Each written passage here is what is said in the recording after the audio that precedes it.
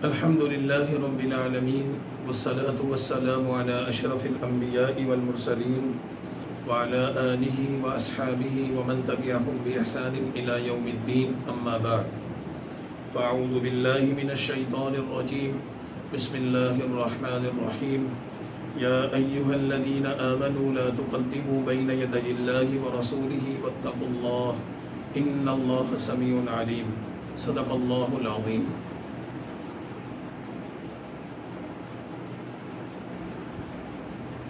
सूरतुल हुजरात कुरान करीम की 49 नंबर सूरत है और नुज़ूली एतबार से इसका नंबर 106 है। ये सूरत रसूलुल्लाह सल्लल्लाहु अलैहि वसल्लम के मदीना क़याम के ज़माने में नाजिल हुई थी। 18 आयात और 2 रुकू पर मुश्तमिल इस सूरत के मज़ामीन इंतहाई अहमियत के हामिल हैं। सूरत का नाम हुजरात है।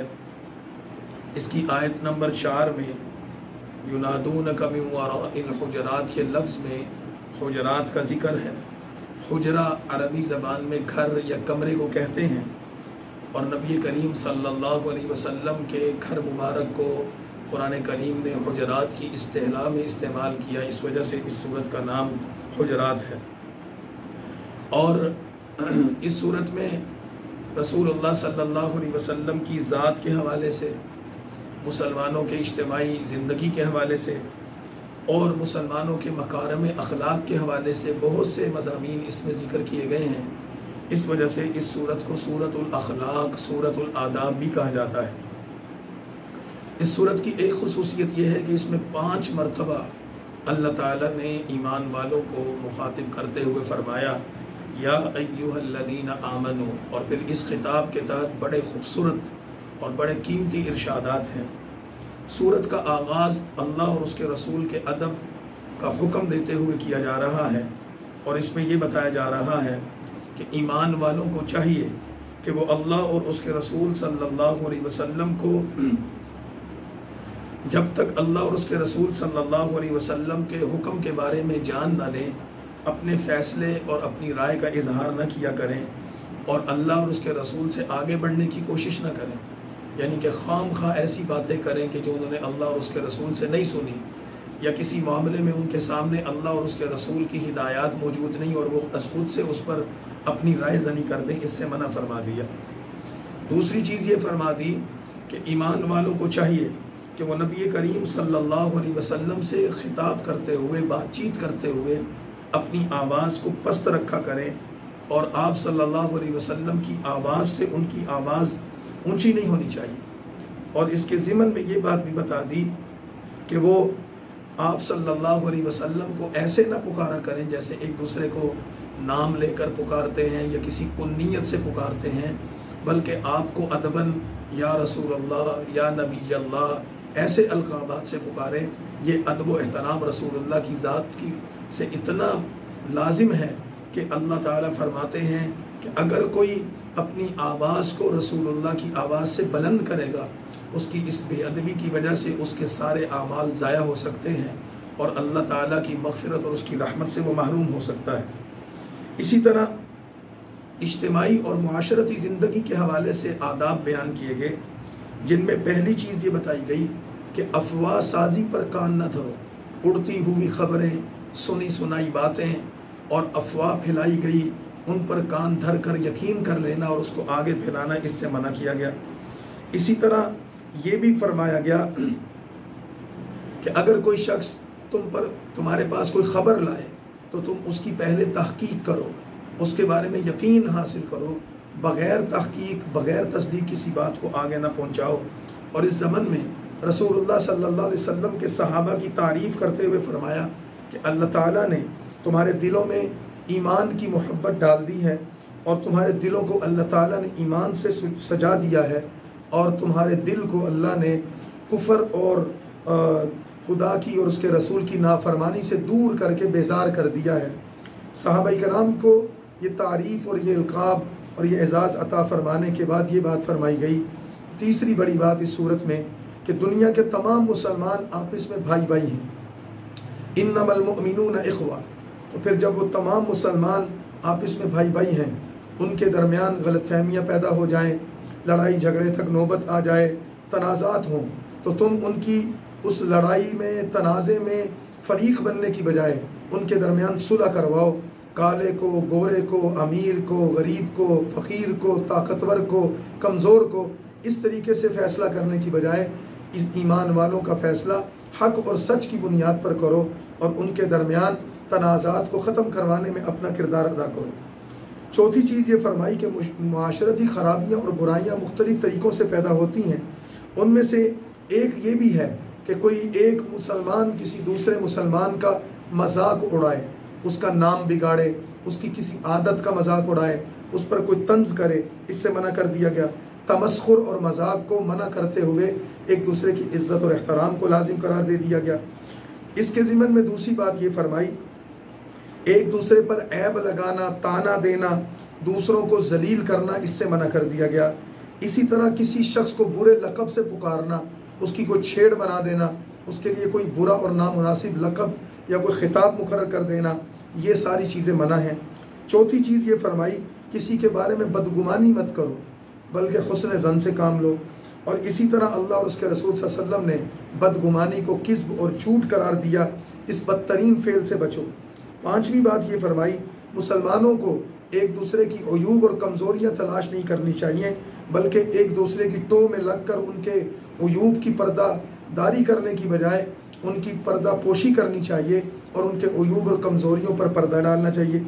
इसी तरह साथ ही ये बात फरमा दी कि एक दूसरे की गीबत मत करो। गीबत के हवाले से एक अजीब मिसाल देते हुए फरमाया कि जब तुम कोई एक मुसलमान दूसरे मुसलमान की गीबत करता है तो गीबत करने वाले की मिसाल ऐसे है जैसे वो अपने मुसलमान भाई का गोश्त खा रहा है, बल्कि ऐसा भी नहीं, बल्कि वो किसी मुसलमान का गोश्त खा रहा है और वो मुर्दार है, मुर्दा है, मरे हुए का गोश्त खा रहा है। तो क्या तुम ये पसंद करोगे कि अपनी ज़िंदगी में किसी मुर्दार का गोश्त खाओ, मरे हुए इंसान का गोश्त खाओ? तो अगर तुम ये पसंद नहीं करते तो अल्लाह ताला तुम्हें ये मिसाल देता है कि जब तुम किसी की गीबत करते हो तो गोया कि तो तुम किसी मुर्दार का गोश्त खा रहे, तो इन खराबियों से बचो। इसी तरह जो पांचवा बड़ा उन्वान है और वो ये है कि बाहमी ताल्लुकात की खराबी, तनाज़ात और झगड़े पैदा होते हैं हसब नसब, माल और दौलत पर, कबीले और कौम पर फ़ख्र और गुरूर और तकब्बुर करने की वजह से। अल्लाह ने तुम्हारे कौम, कबीले तुम्हारी शनाख्त के लिए बनाए हैं, इन पर फ़ख्र और गुरूर ना करो, बल्कि अल्लाह के नज़दीक इज़्ज़त किसी कौम कबीले की नहीं है। अल्लाह के नज़दीक इज़्ज़तदार वो है जिसका तक़वा ज़्यादा है। लिहाजा तुम अपने आप को शिर्क से, हराम कामों से, गुनाह के कामों से बचाओ। रसूलुल्लाह सल्लल्लाहु अलैहि वसल्लम ने बात फरमा दी कि बेशक जाहिलियत के ज़माने की आर और अपने आबा और कौमों और कबीलों पर फ़ख्र करना, इस्लाम ने इसको मना कर दिया, ख़त्म कर दिया। लिहाजा अब लोग अल्लाह के नज़दीक दो ही तरह के हैं, या मुत्तकी और परहेज़गार हैं और या शकी और जलील हैं। अल्लाह ताला के नज़दीक ईमान और नेक आमाल वो इज़्ज़त का मेयार हैं। जिसके पास ईमान और नेक अमल मौजूद है वो इज़्ज़तमंद है, और जिसके पास ये दोनों चीज़ें मौजूद नहीं वो ज़लील और रुस्वा है। और इस सूरत के आखिर में ये बताया गया कि मुसलमानों लफ्ज़ी तौर पर, ज़बानी तौर पर ईमान को का इकरार, ज़ाहिरी तौर पर अपना हुलिया बना लेना और मुसलमानों में शामिल हो जाना, इसका असल एतबार नहीं होगा, बल्कि एतबार तो इसका ये है कि तुम्हारे दिलों में ईमान उतर जाए और तुम्हारे आमाल से पता चले कि तुम मुसलमान हो, तभी तुम्हारा इस्लाम कबूल होगा। अगली सूरत सूरह काफ है और ये कुरान पाक में इसका नंबर 50 है, नुज़ूली तरतीब में इसका नंबर 34 है। मक्का मुकरमा में नाजिल होने वाली इस सूरत की 45 आयात और 3 रुकू हैं, और इस सूरत का आगाज़ हुरूफ मुक़त्तआत में से हरफ काफ से हो रहा है। और फिर इसके शुरू में वल क़ुरआनिल मजीद, अल्लाह ताला के कुरान के मौजज़ा होने को, इसकी अज़मत और सदाकत को बयान किया गया। ये सूरत इस्लाम के 3 बुनियादी अक़ायद को बयान करती है, अल्लाह की तौहीद, और इसके साथ अम्बिया की रिसालत, और इसके साथ मरने के बाद ज़िंदा होने के हालात। नबी सल्लल्लाहु अलैहि वसल्लम आम तौर पर जुमे के दिन सूरह काफ को फजर की नमाज में और बड़े बड़े इज्तिमात यानी ईद की नमाज में ऐसे मौक़ों पर पढ़ा करते थे। सूरत की इब्तिदा कुरान करीम की हक़ व सदाकत की बात करते हुए फरमाया कि कुरान अल्लाह की किताब है, और फिर इस सूरत की 6 आयात में अल्लाह ताला ने कुरान करीम की कसम खाई आयत नंबर 1 में सौद कुरान करीम की मुख्तलिफ सूरतें ऐसी हैं कि अल्लाह पाक ने अपने कलाम में 6 मरतबा कुरान करीम की कसम खाई है, और उसमें से एक ये सूरत है कि जिसमें अल्लाह कुरान की कसम खाकर कहते हैं कि इसकी आज़मत में, इसकी सदाकत में कोई शक नहीं है। मुशरिकीन ताज्जुब करते थे इस बात पर कि मरने के बाद कैसे हम जिंदा होंगे, ये कलाम तो बड़ा अजीब है जो ये कहता है कि तुम्हें मरने के बाद जिंदा किया जाएगा। तो अल्लाह ताला अपनी कुदरत के अजायबात दिखाकर उनको बताते हैं कि जो इस कुदरत कामिला रखने वाले रब पर यकीन रखते होंगे वो आखिरत का इनकार नहीं कर सकते। और फिर ये सूरत एहसास दिलाती है इंसान के दिल में जो वसवसे ख्यालात आते हैं। अल्लाह ताला फरमाते हैं कि तुम्हारे दिलों में आने वाले वसवसे और ख्यालात को, तुम्हारे दिलों के इरादों को जिनको तुम अपनी ज़बान पर नहीं लाए, अल्लाह उनको भी जानता है। अल्लाह ने तुम्हारे साथ 2 फरिश्ते मुकर्रर कर रखे हैं जो तुम्हारे आमाल की, तुम्हारे अक़वाल की, तुम्हारे इरादों और ख्यालात की निगरानी करते हैं। और जब तुम्हें मौत आएगी तो तुम्हारे सामने तुम्हारा पूरा नामा आमाल नामा पेश कर दिया जाएगा। और फिर सूरत में इस चीज़ का भी जिक्र किया गया कि अल्लाह ताला ने दोज़ख को बनाया, और इतनी बड़ी दोज़ख बनाई कि क़यामत के दिन जब सारे इंसानों को दोज़ख में डाल दिया जाएगा तो अल्लाह ताला दोज़ख से पूछेंगे कि क्या तू भर गई, तो वह तक़ूलु हल मिन मज़ीद, तो वो कहेगी मेरे अंदर अभी गुंजाइश बाकी है, कुछ और है तो वो भी डाल दो। तो दोज़ख के दर्दनाक और अलमनाक अजाब का और फिर जन्नत की हसीन और जमील नेमतों का जिक्र करते हुए सूरत के इख्तिताम पर रसूलुल्लाह सल्लल्लाहु अलैहि वसल्लम को मुशरिकीन की बेहूदगी पर और उनकी तंज़ो तशनी पर सब्र की तलकीन करते हुए फरमाया गया, सुबह शाम अल्लाह की तस्बीह करें, तो अल्लाह की इबादत लोगों को करने की तलकीन करें। और आखिरी आयत में ये बात फरमा दी गई कि ये लोग जो कुछ करते हैं हमें इनके बारे में सब मालूम है, और आप सल्लल्लाहु अलैहि वसल्लम इनको ज़बरदस्ती मुसलमान नहीं कर सकते। आप इनको डराते रहें, बात उन तक पहुँचाते रहें, फिर अल्लाह जाने और ये लोग जाने। 51 नंबर सूरत ज़ारियात है। ये सूरत नुज़ूली एतबार से 67 नंबर पर है, और इस सूरत ज़ारियात में 60 आयात और 3 रुकू हैं। मुख्तसर सी सूरत है। इसका एक हिस्सा 26वें पारे में है और एक हिस्सा 27वें पारे के शुरू में है। इस सूरत में आयत नंबर 1 में वज़्ज़ारियाति ज़रवा, अल्लाह ताला ने बिखरी हुई हवाओं की कसम खाई, इस वजह से इस सूरत का नाम ज़ारियात है। और इस सूरत में उन हवाओं का तज़किरा करते हुए ये बात फरमा दी कि 4 किस्म की हवाएं हैं जो दुनिया में अल्लाह ताला ने भेजी हैं। जो अल्लाह ऐसी मुख्तलिफ हवाएं भेजता है और ऐसी हवाओं के निज़ाम को कायम रखे हुए है, वो अल्लाह क़यामत को भी कायम करेगा। फिर अल्लाह ताला ने इस सूरत में आसमान की कसम खाकर फरमाया कि तुम एक गलत बात में पड़े हुए हो, कल के काफिर हों या आज के काफिर हों, ये सब किसी एक बात के बारे में मुत्तफिक नहीं। यानी ये क़यामत का, कुरान का इनकार करते हैं, नबियों का इनकार करते हैं, इनकी बातें मुख्तलिफ हैं। हर शख्स का अपना मफाद है, अपनी दलील है, लेकिन इन लोगों को इनके अंजाम की खबर कर दो। और फिर मुत्तकीन की अल्लाह ताला ने यहाँ सिफ़ात ज़िक्र की कि वो नेक आमाल करते हैं, रात को सोते कम और अल्लाह की इबादत करते हैं, सहरी के वक्त तौबा और इस्तिग़फ़ार में मशगूल होते हैं, और इनके अमवाल सिर्फ उनको नफ़ा नहीं देते बल्कि वो अपने मालों से लोगों पर भी खर्च करते हैं।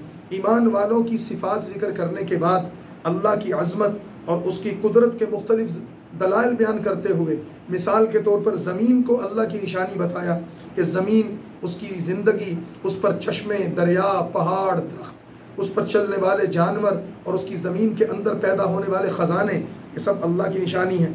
दूसरी निशानी इंसान खुद अल्लाह की निशानी है। इसको अल्लाह ताला ने कैसा अजीब व गरीब मखलूक बनाया, इसका सुनना, इसका बोलना, इसका समझना, इसका सूंघना, इसका करना, इसका चलना फिरना, इन तमाम चीज़ों को करोड़ों नहीं, अरबों नहीं, खरबों नहीं, लामहदूद इंसान पैदा किए। हर एक की शक्ल मुख्तलिफ बनाई, आवाज़ मुख्तलिफ बनाई, उसके कद काट को मुख्तलिफ बनाया, उनकी आदात को मुख्तलिफ बनाया। ये सारा निज़ाम अल्लाह ताला ने किस तरह पैदा किया? अपनी कुदरत से। तो तुम्हारे नुफूस को, तुम्हारे वजूद को अल्लाह ने अपनी निशानी बताया। हज़रत क़तादा रज़ी अल्लाह ताला अन्हु फरमाया करते थे कि जो शख्स अल्लाह ताला की कुदरत पर गौर करे, और लंबी चौड़ी बात नहीं, अपने वजूद पर गौर व फिक्र कर ले कि मुझे अल्लाह ने कैसा बनाया, तो उसका दिल अल्लाह की ज़ात के बारे में नरम पड़ जाएगा और वो अल्लाह के सामने झुक जाएगा। इसी तरह अल्लाह की कुदरत की निशानियों में से इस सूरत में रिज़्क़ को अल्लाह की निशानी बताया, और तुम्हारा रिज़्क़ अल्लाह ताला ने आसमानों में रखा है और वहाँ से अल्लाह ख़जाने उतारता है और ज़मीन पर तुम्हें पहुँचाता है। फिर ज़िंदगी के गुजारने के जो असबाब इंसान को ज़रूरत है, इंसान की ज़िंदगी पानी से, हवा से चलती है, इंसान की ज़रूरियात खाने पीने से चलती हैं, रिहाइश और लिबास से चलती हैं, तो अल्लाह ताला ने ये तमाम चीज़ें तुम्हारे लिए पैदा की। चाँद, सूरज, सितारे, जानवर, हवाएं, फल फूल, बागात, ये सारा कुछ इस सूरत में जिक्र करके फरमाया कि तुम अल्लाह ताला की इन सारी निशानियों को गौर करो और उस अल्लाह की इबादत करो, और वो तुम्हारा बेइंतहा रिज़्क़ देने वाला अल्लाह है। और फिर इस सूरत के दीगर यानी कि 26वां पारे के हिस्से के साथ जो इसका 27वें पारे का हिस्सा है, उसमें अल्लाह ताला ने और 26वें पारे के अख्तिताम पर हज़रत इब्राहीम अलैहिस्सलातु वस्सलाम का जिक्र फरमाते हुए ये बात फरमाई कि उनके पास अल्लाह की तरफ से कुछ फरिश्ते आए थे जो इंसानी शक्ल में उनके मेहमान बने थे। हज़रत इब्राहीम अलैहिस्सलाम ने उनको अपना मेहमान समझा, उनके सामने बछड़ा पेश किया, भुना हुआ गोश्त रखा, उन्होंने खाने से इनकार किया। हज़रत इब्राहीम उन पर ताज्जुब कर रहे थे कि खाना नहीं खा रहे, तो उन्होंने बताया कि हम इंसान नहीं हैं, हम फरिश्ते हैं, और उन्होंने इब्राहीम को बेटे की खुशखबरी दी और अल्लाह ताला के नबी को साथ ही ये बताया कि कौम लूत पर हम अजाब लेकर आए हैं। वो सारा किस्सा मुख्तलिफ सूरतों में गुजर चुका है। फिर इस सूरत का इख्तिताम करते हुए ये बताया गया कि हज़रत इब्राहीम हों, हज़रत मूसा हों और इन जैसे दीगर अम्बिया, उनकी कौमों पर अजाब इस वजह से आए कि उन्होंने खुदा की नाफरमानी की थी। और फिर इंसान की तख्लीक का जिक्र करते हुए फरमाया कि अल्लाह ताला ने इंसान का वजूद बनाया तो उसको अपनी मार्फत के लिए और अपनी इबादत के लिए पैदा किया, और इंसान के रिज़्क़ की जिम्मेदारी अपने ऊपर ली है, तो वो अपने रिज़्क़ के चक्कर में अल्लाह से गाफिल ना हो।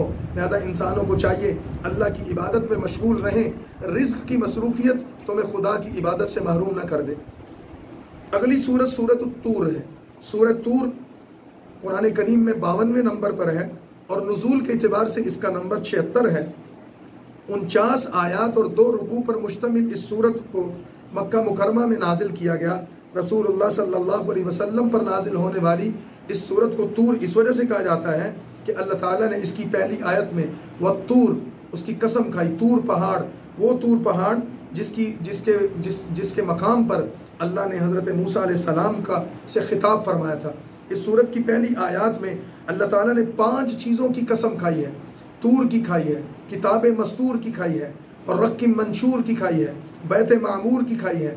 मुख्तलिफ चीज़ों की कस्में खाकर अल्लाह ताला बताते हैं कि ये चीज़ों की कसम खा कर के देखो अल्लाह का अजाब, इन अजाब रब्बिका लवाक़िअ, अल्लाह का अजाब आकर रहेगा, उसके नाफरमानों पर अल्लाह का अजाब आएगा और कोई अल्लाह के अजाब को टाल नहीं सकेगा। फिर ये सूरत कुरान करीम की हक़ानियत पर बात करते हुए इस सूरत में रसूलुल्लाह सल्लल्लाहु अलैहि वसल्लम की ज़ात के हवाले से ये बात जिक्र की जा रही है कि कुरान की तिलावत करने और इस पर गौर व फिक्र करने के हवाले से अल्लाह ताला ने अपने नबी को दाई और मुबल्लिग बनाया, और तुम तक अल्लाह ने इस कुरान को पहुँचाया। जो इस कुरान पर गौर करता है, इसका दिल मुतासिर होता है, उनको मुत्तकीन में शुमार किया गया, और उन मुत्तकीन का दायमी मस्कन इस सूरत में जन्नत को बताया गया। और फिर जन्नत की नेमतों का, उसके फलों का, उसके हूर व ग़िलमान का, उसके गोश्त और उसके पानियों का, और उसकी शराबों का, और उसकी नहरों का जिक्र किया गया। और फिर जन्नती लोगों का आपस में कलाम जिक्र किया गया। इसके साथ ही जो दावत रसूलुल्लाह सल्लल्लाहु अलैहि वसल्लम मुशरिकीन को दे रहे थे, उसके बारे में मुशरिकीन की जो तानो तशनी थी, इस्तेहज़ा और मजाक था, उसका हुक्म, उसका जिक्र करते हुए फरमाया कि ये बदबख्त लोग हुजूर को मजनू बताते हैं और आप सल्लल्लाहु अलैहि वसल्लम को पागल और दीवाना कहते हैं। आप सल्लल्लाहु अलैहि वसल्लम को अल्लाह ने हुक्म दिया आप दावत का सिलसिला जारी रखें, ये कहते तो हैं आपको नुकसान पहुंचाएंगे, लेकिन आपको ये नुकसान नहीं पहुंचा सकते। फिर सूरत का इख्तिताम काफिरों के गलत ख्यालात की तरदीद करते हुए अल्लाह ताला की वहदानियत और उलूहियत के दलाइल को बयान करते हुए किया गया, और ये कहा गया कि ये अहमक लोग हैं, इनको इतनी अकल भी नहीं है कि ये फरिश्तों को अल्लाह की बेटियां कहते हैं। इनको क्या पता कि अल्लाह की ज़ात क्या है, इनको क्या पता कि अल्लाह की औलाद है या नहीं है। अल्लाह ताला अपना तारुफ खुद करवाते हैं, अल्लाह की तरफ झूठी बातें मंसूब न करो। और फिर आप सल्लल्लाहु अलैहि वसल्लम को ये बात बता दी गई कि आप सब्र करें, तस्बीह और हम्द में मसरूफ़ रहें, अल्लाह आपकी हिफाजत भी करेगा। ज़ालिमों को अल्लाह दुगना अजाब देगा, एक दुनिया में और दूसरा आखिरत में। अगली सूरत सूरतुल नजम है, 53 नंबर सूरत है और नुज़ूली तरतीब में ये 23वें नंबर पर है। रसूलुल्लाह सल्लल्लाहु अलैहि वसल्लम पर मक्का में नाजिल हुई, 62 आयात और 3 रुकू हैं। सूरह नजम का नाम नजम इस वजह से है कि इस सूरत की पहली आयत में वन नजमी इदा हवा, सितारे का जिक्र हुआ। सितारे की अल्लाह ताला ने कसम खाई, इस निस्बत से इसे सूरत नजम कहा जाता है। इस सूरत के जो अहम मज़ामीन हैं उस पर एक नज़र डाल लेते हैं। इस सूरत की इब्तिदा में अल्लाह ताला ने गिरते हुए सितारों की कसम खाकर हजूर सल्लल्लाहु अलैहि वसल्लम की सदाकत को बयान किया और फिर आपकी सदाकत, आपकी नबूवत की दलील के तौर पर आपके वाक़े मेराज का जिक्र किया। सूरह बनी इसराइल जिसका आगाज़ 15वें पारे में है, उसमें वाक़े मेराज का पहला हिस्सा जिक्र किया था कि आप मक्का से मस्जिद हराम से निकले और मस्जिद अक्सा पहुँचे, उसको सफ़र इसरा कहते हैं। और फिर मस्जिद अक्सा से आप आसमानों पर अर्श पर तशरीफ़ ले गए, इसको मेराज कहते हैं। इब्तदाई हिस्से का जिक्र वहाँ है और दूसरे हिस्से का जिक्र यहाँ है कि सुम्मा दना फतदल्ला फ़कान क़ाब क़ौसैन औ अदना। और फिर उस सफ़र का जिक्र करते हुए फरमाया कि अल्लाह के नबी ने उस सफ़र में अल्लाह की कुदरत और बादशाहत के अजीब व गरीब नमूने देखे। हज़रत जिब्राईल सलाम को इस सफ़र में असली शक्ल में देखा, जन्नत को, दोज़ख को, बैत मामूर को, सिदरतुल मुंतहा को, लोहे महफूज को और इन जैसी और बहुत सारी आयात को, निशानियों को अल्लाह के नबी ने मुशाहिदा किया, हत्ता कि अल्लाह ताला की ज़ियारत की।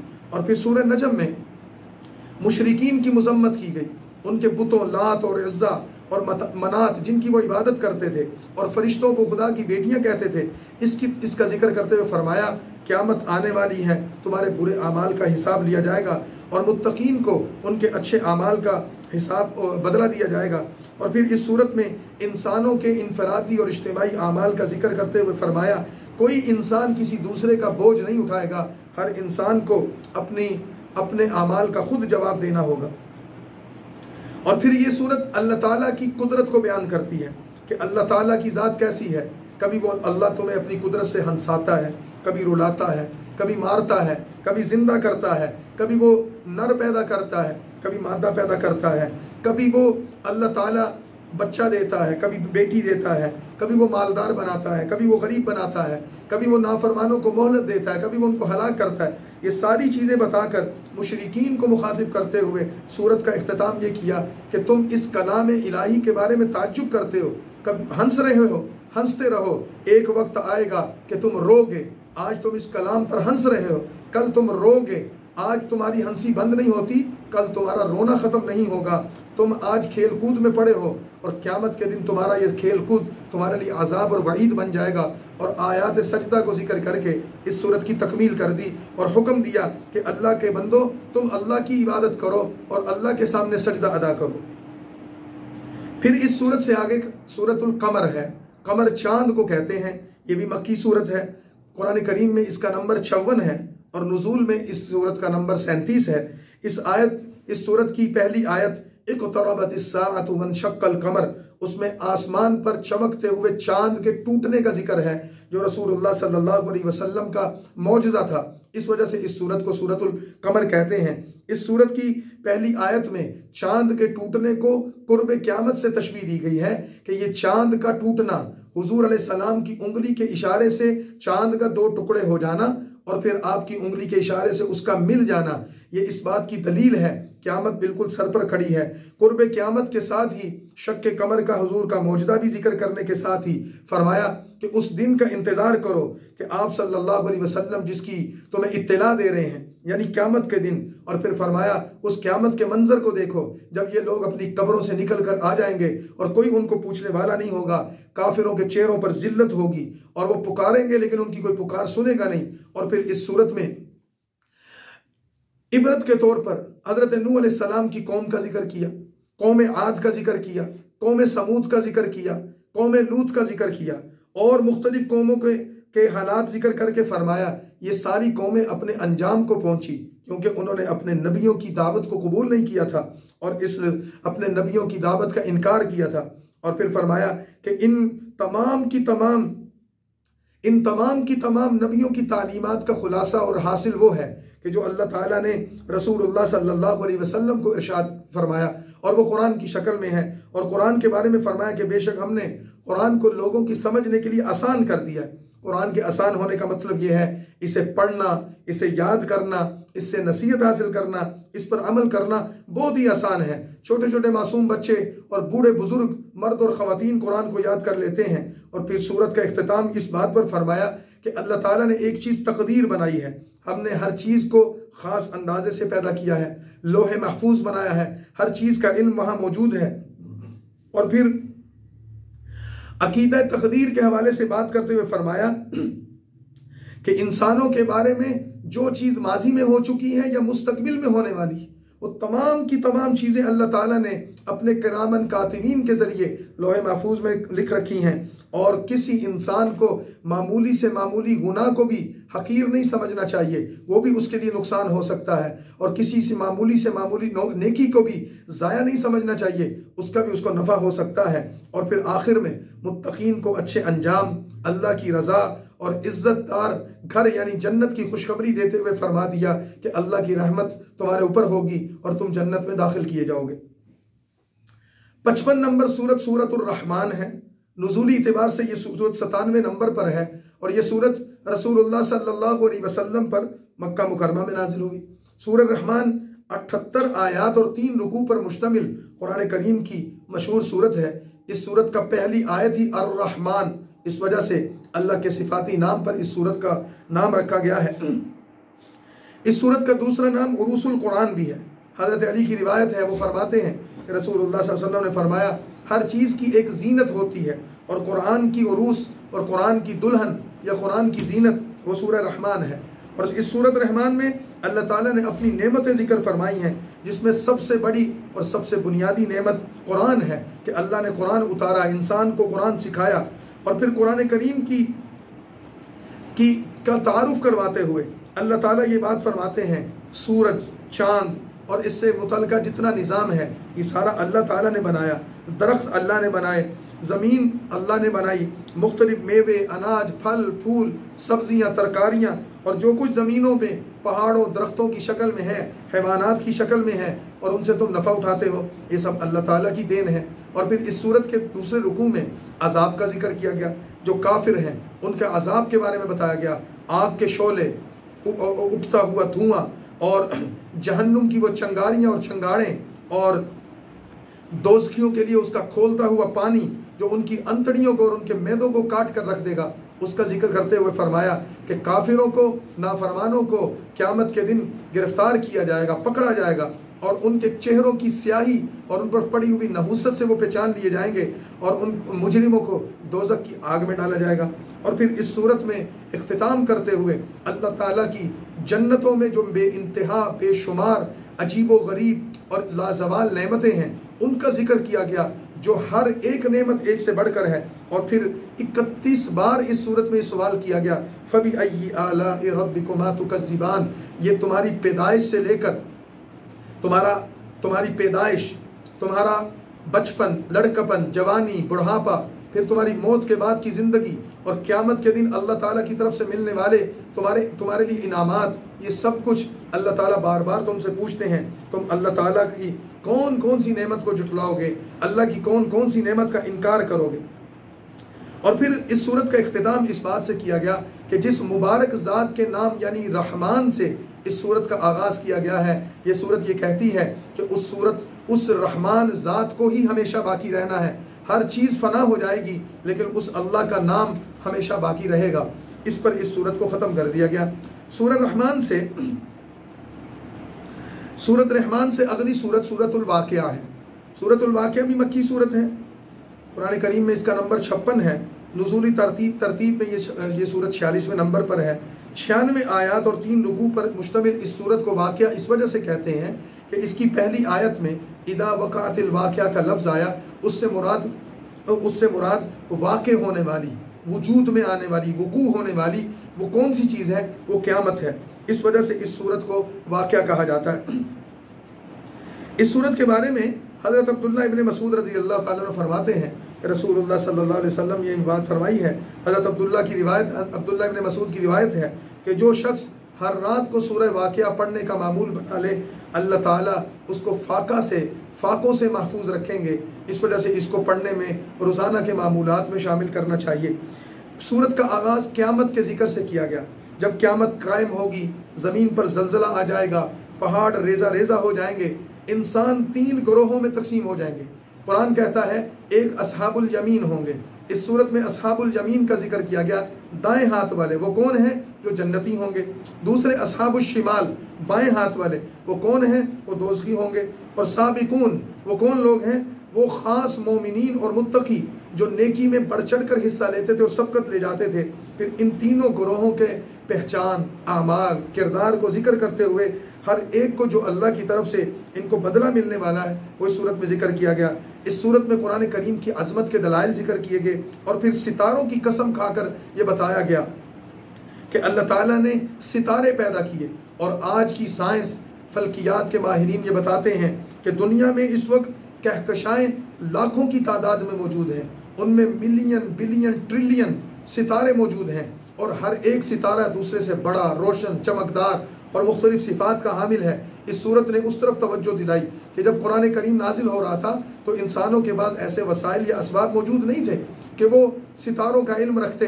बस चंद चीज़ें उनको मालूम थी, इसके अलावा उनके पास कोई इल्म मौजूद नहीं था। लेकिन इस सूरत ने कायनात की अजीम वसअतों को, उसके पोशीदा राजों को खोला है और आने वाले दिनों में और आने वाले ज़मानों में कुरान करीम की हकीकतें लोगों के सामने और खुलती रहेंगी। और फिर ये सूरत कुरान में और सितारों में मुनासिबत बताती है कि जैसे सितारों के ज़रिए तुम रास्ते पकड़ते हो और तुम समुद्रों के रास्ते देखते हो, ज़मीन के रास्ते देखते हो, सितारों की रोशनी से जुल्मात और अंधेरे दूर होते हैं। इसी तरह कुरान करीम की आयात भी रास्ता बताती हैं।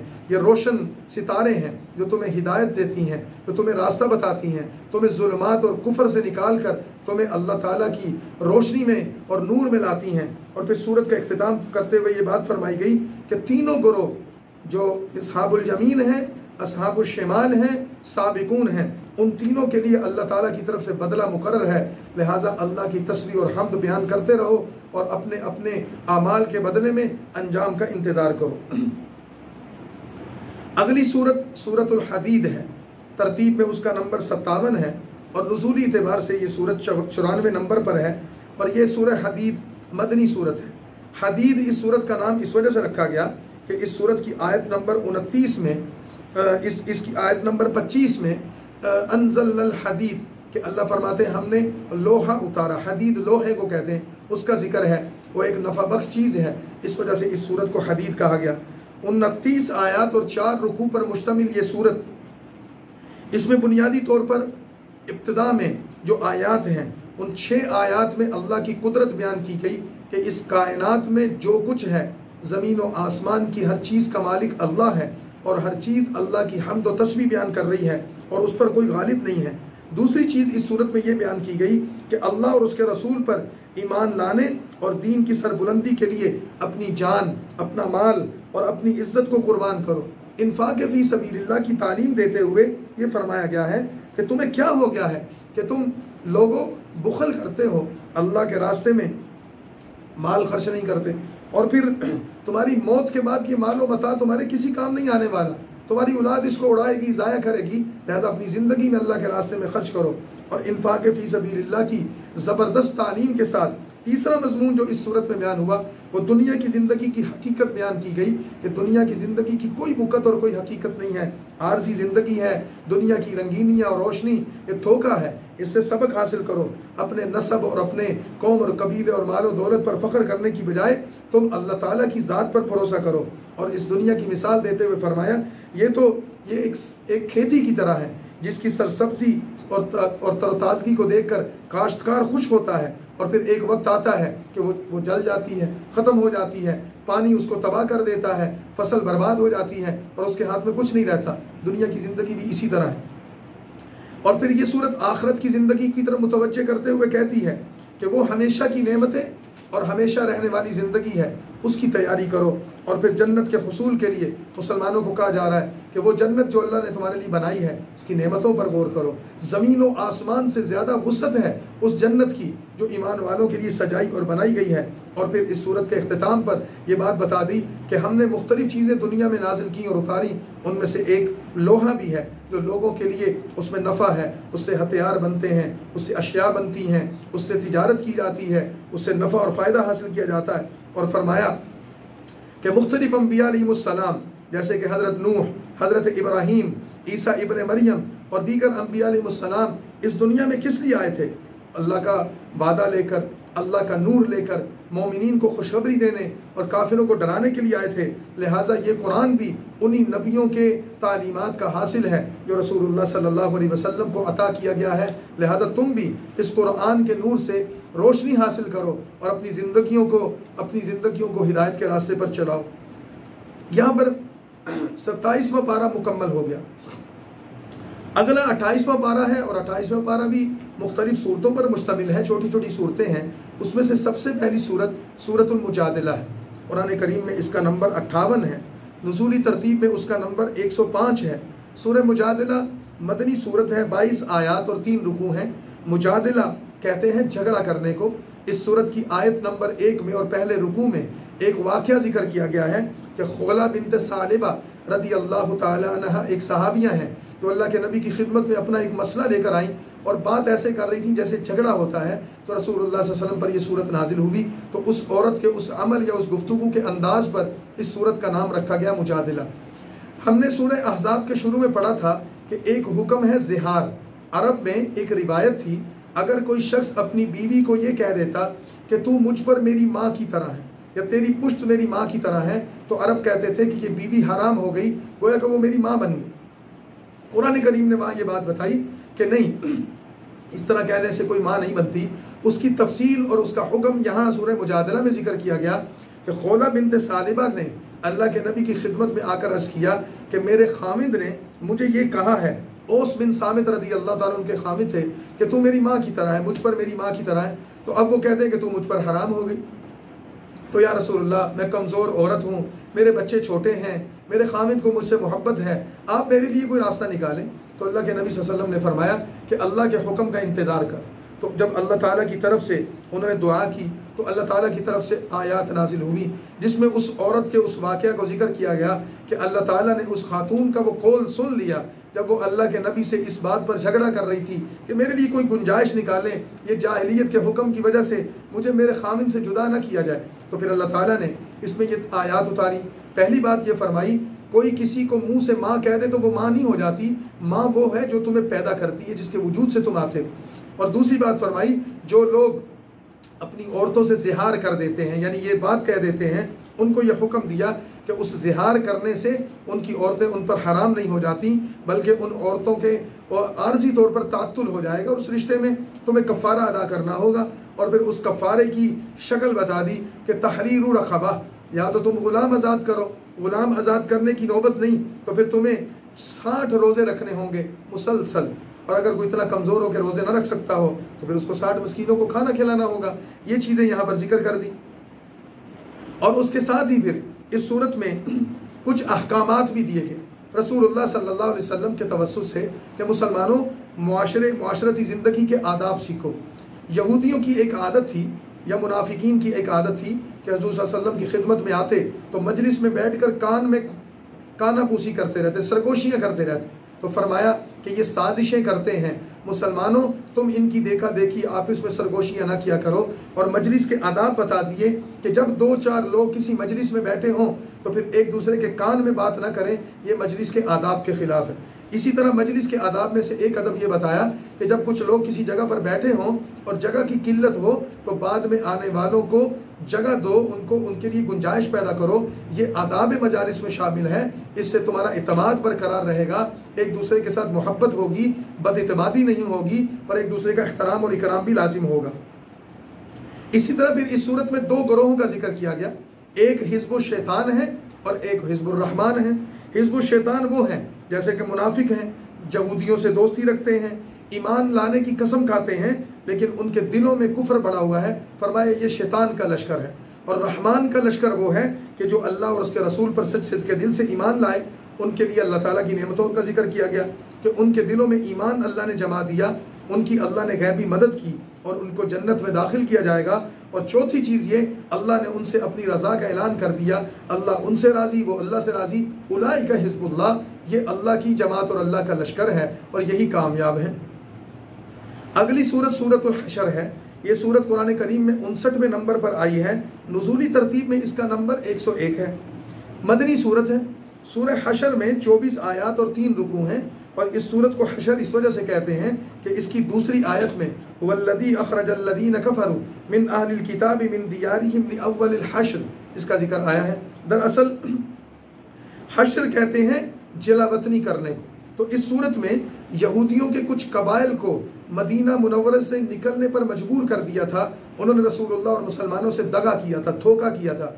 उस धोखे के नतीजे में बतौर सज़ा के उनको कहा गया कि तुम इस शहर से निकलो। तो जब उनको निकलने पर मजबूर किया गया, पहले उनको मदीना से निकाला गया और वो खैबर में जाकर आबाद हो गए, और फिर उनको खैबर से निकाला गया और मदीना का पूरा इलाका उनसे खाली करवा लिया गया। उनके वहाँ किले थे, बागात थे, बड़ी बड़ी उनकी फसलें थी, जायदादें थी, कारोबार के सिलसिले थे।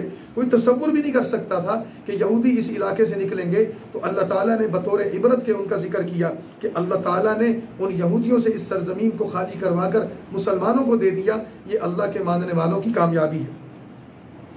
सूरत का आगाज़ सब्बह लिल्लाहि मा फिस समावाति व मा फिल अर्ज़, कायनात की हर चीज़ अल्लाह की हम्द व सना बयान करती है, उसकी वादानियत और कुदरत और जलाल की गवाही देती है। ये चीज़ें जिक्र करके फिर ये सूरत अपने मौजू की तरफ आती है कि जो यहूदी थे, उन यहूदियों के कबीलों को जब वहाँ से निकलना पड़ा तो 2 मरतबा उनके साथ ये अमल हुआ। हशर अव्वल यानी पहली जलावतनी ये हुई कि उन्हें मदीना मुनव्वरा से निकाला गया, और दूसरी चीज़ ये हुई कि उन्हें शाम के इलाके खैबर से भी निकलने पर मजबूर कर दिया गया। तो ये एक गैर मुतवक्के और गैर यकीनी वाक़यात थे जिसको कुरान करीम ने बड़ी अहमियत से जिक्र किया।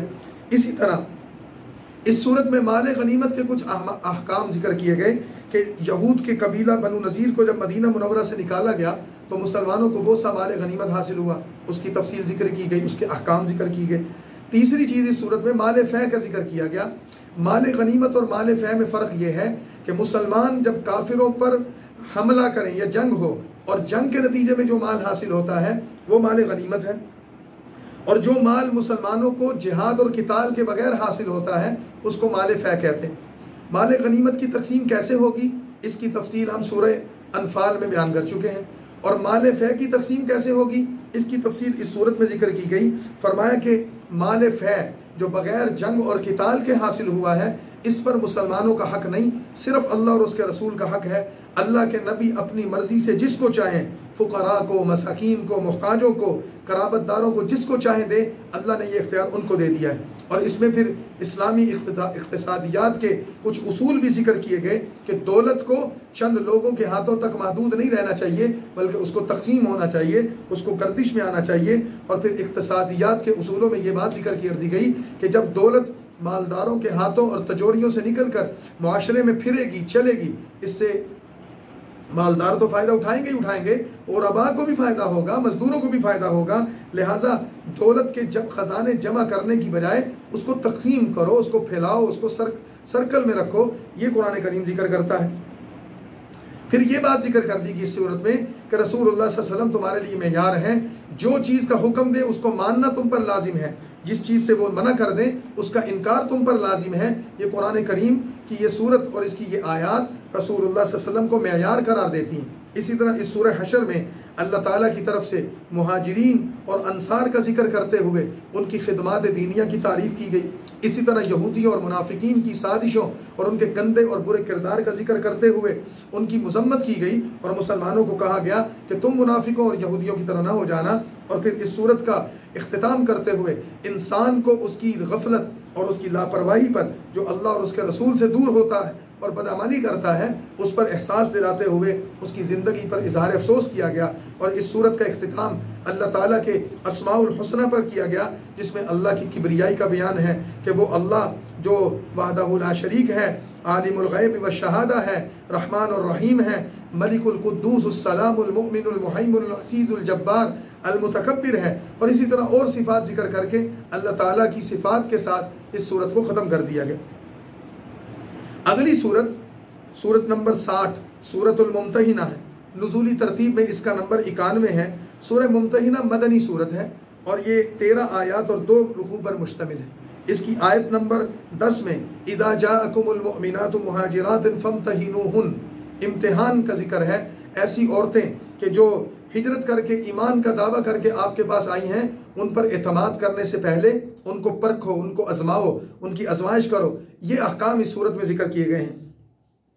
एक सहाबी है हातिब बिनते अबी बल्तआ रज़ी अल्लाह ताला, मुहाजिर हैं, बदर में भी शिरकत की, बहुत बड़े सहाबा में शामिल हैं। उनसे एक लग़ज़िश हो गई थी कि उन्होंने रसूलुल्लाह सल्लल्लाहु अलैहि वसल्लम का एक राज मुशरिकीन मक्का पर जाहिर कर दिया था गलती से। तो अल्लाह ताला ने हातिब बिनते अबी बल्तआ के उस वाक़या को जिक्र करते हुए सूरत के आगाज़ में फरमाया कि उनसे एक ऐसी हरकत हुई जो अल्लाह और उसके रसूल को पसंद नहीं थी, लेकिन बहरहाल वो बेगुनाह थे, इस वजह से कि उनकी बदनीति नहीं थी, बल्कि वो खैर खाही के जज्बे से ये कर रहे थे। अल्लाह ताला ने उस सारे वाक़या को जिक्र करके फरमाया कि ए मुसलमानों, तुम काफिरों से कोई हमदर्दी ना रखो, उन्होंने तुम पर जुल्म किया, तुम्हें तुम्हारे वतन से निकाला और तुम्हारे साथ किताल किया। अब जब उन पर मुसीबत आने वाली है तो तुम उनके साथ हमदर्दी करने की बजाय अपनी हमदर्दियाँ ईमान वालों के साथ रखो और अल्लाह और उसके रसूल के राजों को जाहिर न करो। और उसके साथ ही उनके गुनाह को या उनकी इस कोताही को माफ़ करते हुए फरमाया, रिश्ते नाते ख़ानदानी ताल्लुकात ये इस्लाम और दीन के रास्ते में रुकावट नहीं बनने चाहिए। और फिर फरमाया कि तुम्हारी ज़िंदगी सिर्फ अल्लाह के लिए वक्फ होनी चाहिए और अल्लाह की राह में हर चीज़ को कुर्बान कर दो। और मिसाल देते हुए सूरत में हज़रत इब्राहीम का जिक्र किया कि उन्होंने अल्लाह के लिए अपने बाप को छोड़ दिया, अपने ख़ानदान, कौम और कबीले को छोड़ दिया और पूरी कौम से कट कर अलग हो गए और अपने वतन को छोड़ दिया। तो अल्लाह ने इब्राहीम को अपना खलील बनाया। तुम भी हज़रत इब्राहीम अलैहिस्सलाम के नक्शे कदम पर चलो। और फिर ये खुशखबरी सुनाई गई कि अल्लाह ताला अनकरीब तुम्हारे दुश्मनों के दिलों में तुम्हारे लिए मोहब्बत पैदा कर देगा। उसकी 2 सूरतें बताई। एक सूरत ये हो सकती है कि तुम्हारे वो ईमान, तुम्हारे वो रिश्तेदार जो आज कुफर की ज़िंदगी गुजार रहे हैं, वो ईमान कबूल कर लें और वो मुसलमान हो जाए। या दूसरी शक्ल ये है कि वो इतने कमज़ोर हो जाएं कि ईमान पर ना भी आएँ, लेकिन वो तुम्हारे मुती और फरमाबरदार हो जाएं और तुम उन पर एहसान करो और वो तुम्हारे साथ भी हुस्न सलूक करने लगे। और फिर इस सूरत के आखिर में रसूलुल्लाह सल्लल्लाहु अलैहि वसल्लम को बताया गया कि कुछ औरतें हैं जो रसूलुल्लाह सल्लल्लाहु अलैहि वसल्लम के पास आईं। उसमें मिसाल के तौर पर एक उक़बा बिनते अबी मुईत की बेटी थी उम्मे कुलसूम। ये शख्स रसूलुल्लाह का बहुत बड़ा दुश्मन था, मक्का का काफिर और सरदार था। उसकी बेटी उम्मे कुलसूम मुसलमान होकर मदीना आई तो रसूलुल्लाह सल्लल्लाहु अलैहि वसल्लम को हुक्म दिया गया कि ऐसे लोग जब आते हैं तो आप इन पर इत्मीनान करने से पहले इनको परखें, इनसे बैत लें और इनसे वादे लें कि ये क्या करेंगी, ये आइंदा चोरी नहीं करेंगी, किसी अपनी औलाद को कत्ल नहीं करेंगी, किसी पर बहतान नहीं लगाएंगी, अपने आप को, अपने ज़ात को गुनाहों से महफूज रखेंगी, अल्लाह और उसके रसूल पर पक्का सच्चा ईमान रखेंगी, तब इन पर एतमाद रखो। और इख्तिताम पर फरमाया कि मुसलमानों, ऐसी कौम से दोस्ती लगाने की जरूरत नहीं है जिन पर अल्लाह का गुस्सा नाजिल हो गया हो और जो आखिरत से मायूस हों। जैसे कि लोग मायूसी की ज़िंदगी गुजारते हैं और वो अल्लाह ताला और उसके रसूल से दुश्मनी करते हैं, लिहाजा तुम ऐसे लोगों से दोस्ती ना रखो, तुम्हारी दोस्ती ईमान वालों के साथ होनी चाहिए। अगली सूरत सूरत उस-सफ़ है। सूरत उस-सफ़ का नंबर 61 है। नुज़ूली तरतीब में ये सूरत 109 पर है और मदनी सूरत है। इस सूरत में 14 आयत और 2 रुकू हैं। मुख्तसर सी सूरत है। इस सूरत की आयत नंबर 4 में एक बात की गई है कि युकातिलून फी सबीलिही सफ़्फ़न, कि अल्लाह उन मुजाहिदीन इस्लाम से मोहब्बत करता है जो किताल के मैदान में निकलते हैं तो अपनी सफ़ों को दुरुस्त करते हैं। अल्लाह को उनकी ये अदा इतनी पसंद है कि अल्लाह ने उनसे अपनी मोहब्बत का ऐलान किया। लिहाजा इस सूरत का मौजू जिहाद और किताल है कि जो लोग आहद की पाबंदी करें। सूरत का आगाज़ अल्लाह की हम्द व सना से करने के बाद फरमाया कि मुसलमानों को सख्ती से पाबंद किया जाता है, तंबीह की जाती है कि अपने किए हुए वादों को पूरा करें। जो वादे अल्लाह से किए उसको भी पूरे करें और जो वादे रसूलुल्लाह से किए उसको भी पूरे करें और जो वादे लोगों से किए उसको भी पूरे करें। फिर इस सूरत में जिहाद और किताल की तरगीब देते हुए फरमाया अल्लाह अपने रास्ते में निकलने वालों से मोहब्बत करता है। और फिर हज़रत मूसा का जिक्र किया कि हज़रत मूसा अलैहिस्सलाम की कौम ने उनकी नाफरमानी की। जब उन्होंने जिहाद और किताल का हुक्म दिया तो अल्लाह ने उस कौम पर जिल्लत मुसल्लत की।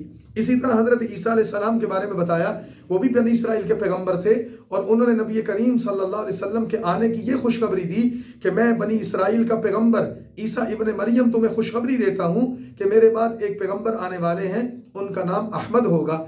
और इसको इस सूरत में रसूलुल्लाह का नाम नामी अहमद को जिक्र किया गया। और फिर ये फरमाया कि ये अहमद नाम के नबी इस दुनिया में आएंगे तो वो अल्लाह के दीन को सारे अदियान पर गालिब करके, अल्लाह के दीन को सारे अदियान पर गालिब करके अल्लाह की तौहीद का ऐलान करेंगे और उनकी इस दावत को काफिर बेशक नापसंद करें लेकिन अल्लाह का दीन तो गालिब होकर रहेगा। और फिर दूसरे रुकू में फरमाया कि मुसलमानों, तुम बहुत सारी तिजारतें करते हो लेकिन एक तिजारत अल्लाह के साथ करो जो ईमान की तिजारत है, इसमें खसारा है ही नहीं। ईमान की तिजारत क्या है कि अल्लाह और उसके रसूल के हुक्म पर अपनी जान और अपने माल को जिहाद पर लगाओ, अल्लाह के रास्ते पर लगाओ।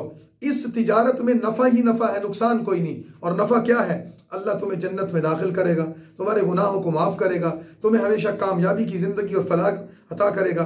और फिर आखिर में अल्लाह ताला ने जिहाद का ज़ोक दिलाते हुए, शौक़ दिलाते हुए मुसलमानों को फरमाया कि हज़रत ईसा अलैहिस्सलाम के ज़माने के उन ईमान वालों को याद करो कि जब हज़रत ईसा अलैहिस्सलाम ने उनसे मुखातिब होकर कहा था कि मन अंसारी इलल्लाह, कौन है जो अल्लाह ताला की यानी उसकी दीन की मदद करेगा, तो उनके साथियों ने कहा था हम हैं अंसार, हम हैं अल्लाह के मददगार और उसके दीन के मददगार। तो तुम उनके हज़रत ईसा अलैहिस्सलाम के पैरोकारों की तरह अपने आप को अल्लाह के दीन के लिए तैयार रखो। 62 नंबर पर सूरतुल जुमा है, छोटी सी सूरत है, 2 रुकू हैं और इस सूरत में 11 आयात हैं। नुज़ूली तरतीब में ये सूरत 110 नंबर पर है।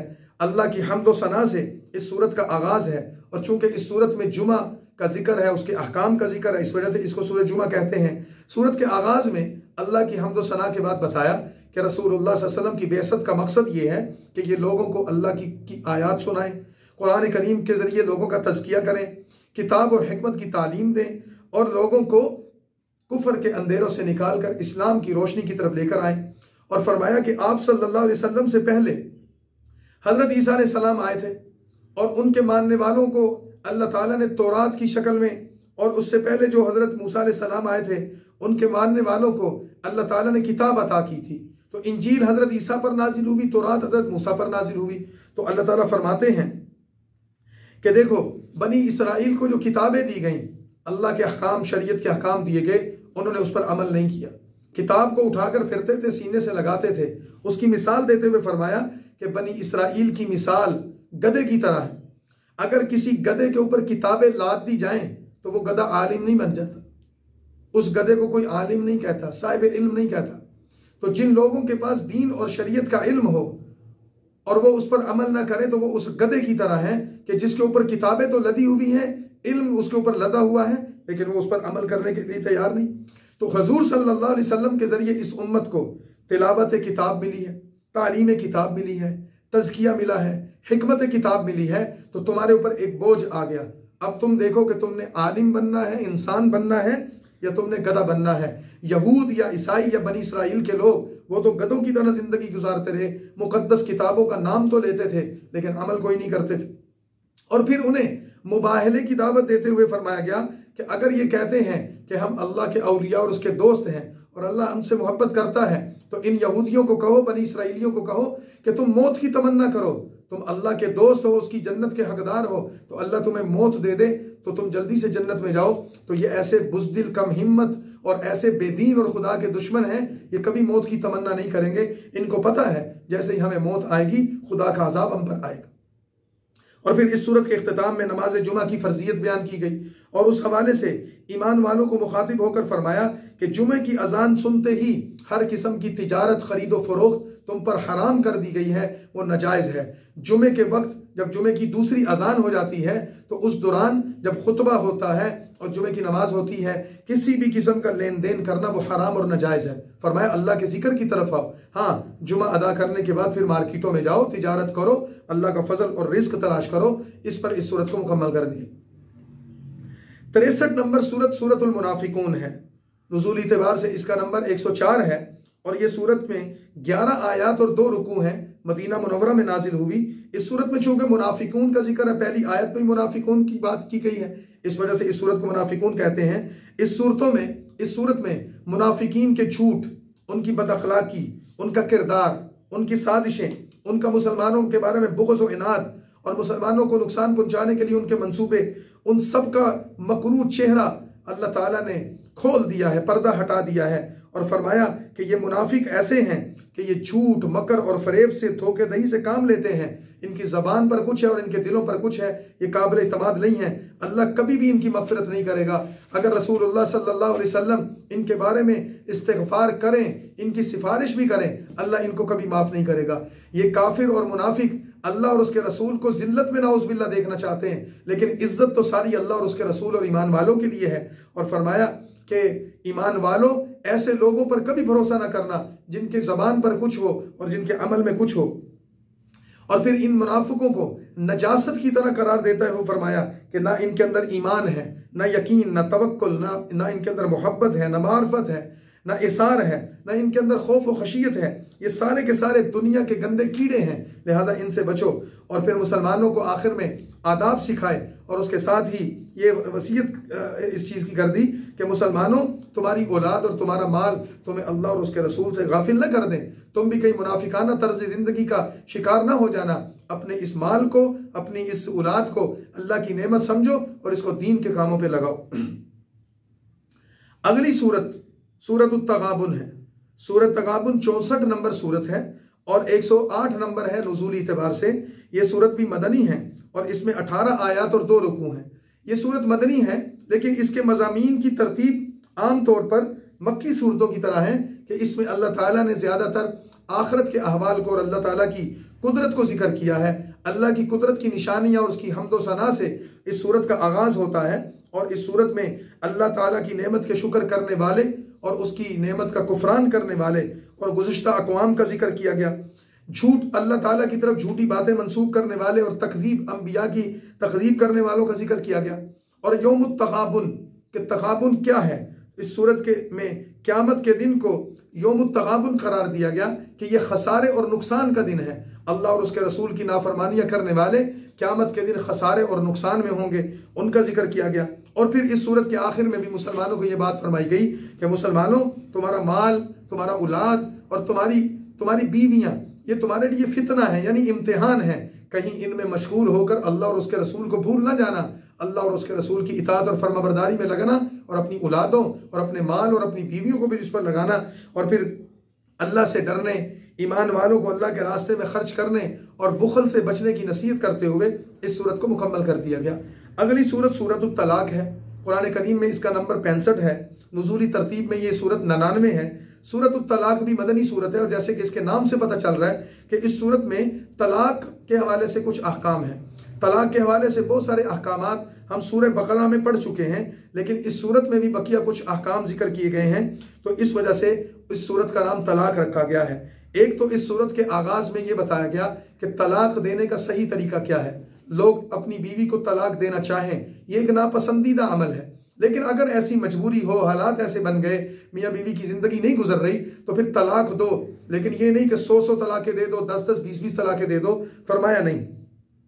सूरत के आगाज़ में तलाक देने का शरई तरीका ये बताया गया है कि अगर इस दवाजी ज़िंदगी को बरकरार रखना मुश्किल हो, तलाक के अलावा कोई ऑप्शन ना हो, तो एक इंसान, एक शोहर अपनी बीवी को एक रजी तलाक दे और उसके तोहर में दे, और उस तोहर में भी लाजिम है कि वो उस तोहर में उसके साथ हम बिस्तरी ना कर सका हो और वो फारिग हो, तो वो उसको एक तलाक देकर छोड़ दे। बस वो जब इद्दत ख़त्म करेगी तो आज़ाद हो जाएगी। इसमें ये गुंजाइश मौजूद है कि बाद में रुजू करना चाहे तो रुजू कर सकता है। इसी तरह तलाक के कुछ मजीद अहकाम के साथ साथ इस सूरत के अंदर मुख्तलिफ औरतों की इद्दत बयान की गई है। मिसाल के तौर पर ऐसी बूढ़ी औरत कि जिसको हैज़ ना आता, उसकी इद्दत क्या होगी।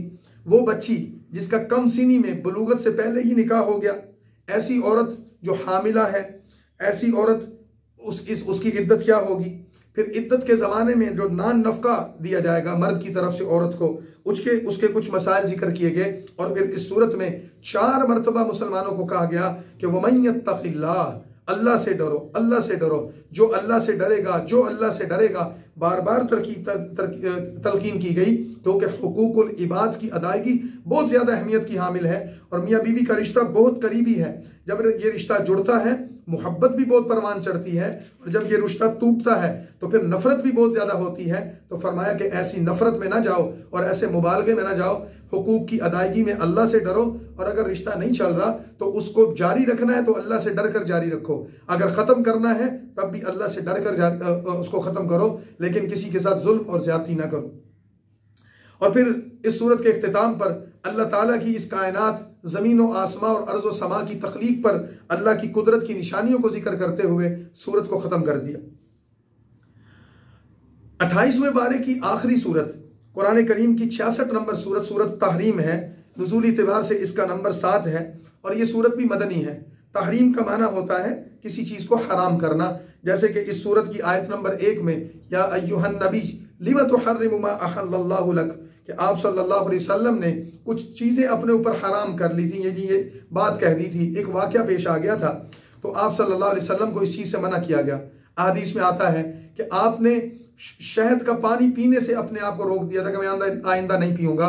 बाद में आता है कि आपकी एक बांदी थी मारिया किब्तिया रज़ी अल्लाह अन्हा, जिनसे आपके बेटे इब्राहिम पैदा हुए थे, आपने उनसे ताल्लुक़ रखने से अपने आप को रोक लिया था।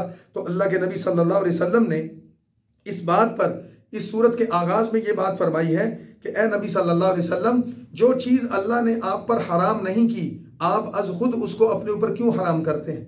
और फिर इस सूरत में उस तहरीम के वाक़या को इशारा करते हुए जिक्र किया गया कि रसूलुल्लाह सल्लल्लाहु अलैहि वसल्लम की जो अज़वाज मुताहिरात थी, इस सूरत का पहला हिस्सा उनको खिताब करता है। आप सल्लल्लाहु अलैहि वसल्लम ने जिस चीज़ की कसम खाई थी इसका इजहार आपने हज़रत हफ्सा रज़ी अल्लाह तआला अन्हा से कर दिया, और वो एक राज की बात थी। हज़रत हफ्सा रज़ी अल्लाह तआला अन्हा ने हज़ूर सल्लल्लाहु अलैहि वसल्लम की दूसरी बीवी हज़रत आयशा को वो राज बता दिया। तो अल्लाह ताला ने कुरान की आयत नाजिल की कि आपकी एक बीवी ने आपके राज को दूसरी औरत के सामने बयान कर दिया। तो जब हुजूर ने उनके सामने इस मामले को रखा तो हज़रत हफ्सा कहने लगी कि आपको किसने बताया, ये खबर आपको किसने दी। तो हुजूर सल्लल्लाहु अलैहि वसल्लम ने फरमाया नब्बअनिल अलीमुल खबीर, वो अलीम और खबीर ज़ात जो है उसने ये खबर मुझे दी है कि तुमने मेरे राज को अफशा कर दी। तो अल्लाह ताला ने अपनी शान के मुताबिक एक मोहब्बत वाले अंदाज में हुजूर की अज़वाज मुताहिरात को इस पर डांटा और फरमाया कि तौबा करो, और अगर तुमने तौबा ना की तो तुम हमारे नबी की निकाह में नहीं रह सकती। और याद रखो अल्लाह ताला ऐसी औरतें अपने नबी को अता कर देगा जो सिफात में और कमालात में, जैसे कि कुरान करीम कहता है कि मुस्लिमातिन मुमिनातिन कानितातिन ताइबातिन आबिदातिन साइहातिन सय्यिबातिन व अबकारा, इन तमाम सिफात की हामिल औरतें अल्लाह अपने नबी को अता कर सकता है। अल्लाह के ख़जानों में कोई कमी नहीं, लेकिन अल्लाह के नबी में तुम के निकाह में तुम्हारा आना तुम्हारा बहुत बड़ा एजाज़ है, इकराम है, लिहाजा इसकी कदर करो। ये ना हो कि तुम हमारे नबी की बेकदरी करके या कोई बेअदबी की मुस्तहिक हो जाओ तो अल्लाह भी तुमसे नाराज़ और अल्लाह का नबी भी तुमसे नाराज़, और अल्लाह के नबी को तुम्हारी कोई परवाह नहीं होगी। इस वजह से अल्लाह भी अपने नबी का दोस्त है और जिब्राईल भी और ईमान वाले भी अल्लाह के नबी के दोस्त हैं। तो इस पर रसूलुल्लाह सल्लल्लाहु अलैहि वसल्लम की अज़वाज मुताहिरात को तंबीह करते हुए उनको बहसीयत शोहर के अपना एक मकाम और एहतराम अपनी जगह और उनके साथ बेतकल्लुफ़ी अपनी जगह, लेकिन बहसीयत नबी के उनके एहतराम को लाजिम करार दे दिया गया। फिर इस सूरत में ईमान वालों को हुक्म दिया गया कि ईमान वालों अपने आप को, अपने अहलो अयाल को और अपने ज़ेर दस्तों को अल्लाह के अजाब से बचाओ और सिद्क़ के दिल से तौबा करने की तालीम दी गई। पक्की और सच्ची तौबा करो। और सूरत के इख्तिताम पर फिर जिहाद का हुक्म देते हुए तौबा के हवाले से और ईमान वाली ज़िंदगी के हवाले से दो मिसालें दी गई। पहली मिसाल ये दी गई कि देखो अल्लाह ताला ने हज़रत सालेह अलैहिस्सलातु वस्सलाम के निकाह में और इसी तरह हज़रत अल्लाह ताला ने अल्लाह के नबी थे हज़रत सालेह अलैहिस्सलाम, और इसी तरह अल्लाह ताला के नबी थे हज़रत लूत अलैहिस्सलाम, उनके निकाह में औरतें दी तो वो काफिरा औरतें थी। तो लूत अलैहिस्सलाम अल्लाह के नबी, सालेह अलैहिस्सलाम अल्लाह के नबी, तो इनके निकाह में आने वाली औरतें वो काफिरा थीं। तो उनको नबी की अज़दवाजियत, नबी का रिश्ता होने के बावजूद, नबी के निकाह के होने के बावजूद उनको नजात नहीं मिली क्योंकि उनके अंदर ईमान नहीं था। और दूसरी मिसाल ये दी गई कि फ़िरऔन हज़रत मूसा अलैहिस्सलाम के मुकाबले पर आने वाला खुदा का दुश्मन, उसकी बीवी आसिया मोमिना थी, तो अल्लाह ताला ने उसके ईमान की वजह से उसको नजात अता कर दी। तो फरमाया कि अल्लाह के नज़दीक कोई हसब नसब, कोई रिश्ता, कोई नाता, कोई ओहदा, कोई मनसब काम आने वाला नहीं है, बल्कि अल्लाह के नज़दीक ईमान कायम आएगा। अगर हज़रत नूह का बेटा होने के बावजूद उनका बेटा काफिर था, अजाब से नहीं बचा, हज़रत लूत और सालेह की बीवियाँ अजाब से नहीं बचीं, तो अल्लाह ताला तुम्हें भी नहीं बचाएगा अगर तुमने ईमान और नेक अमाल इख्तियार नहीं किए। और आसिया फ़िरऔन की बीवी थी, लेकिन उन्होंने ईमान कबूल किया, हज़रत मूसा की तस्दीक की, तो अल्लाह ताला ने उनको नजात वाली और जन्नत वाली ज़िंदगी अता कर दी। तो ये मिसालें देकर बता दिया, हसब नसब पर ना रहना, अल्लाह और उसके रसूल पर ईमान लाना और नेक अमाल करना, यही नजात का ज़रिया है। इस पर सूरत तहरीम भी ख़त्म हो गई और यहाँ पर 28वां पारा भी मुकम्मल हो गया। आगे फिर सूरह मुल्क है और 29वां पारा है। इंशाअल्लाह कल हम 29वां और 30वां पारा पढ़ेंगे और फिर इंशाअल्लाह कल हमारा दर्स का ये सिलसिला, तफसीर का ये सिलसिला जो हमने रमज़ान में शुरू किया था, अपने इख्तिताम को पहुँचेगा और कल ही इंशाअल्लाह हम इस पर दुआ भी करेंगे। अल्लाह ताला हमारी इस काविश को कबूल फरमाए। व आखिर दावाना अनिल हम्दुलिल्लाहि रब्बिल आलमीन।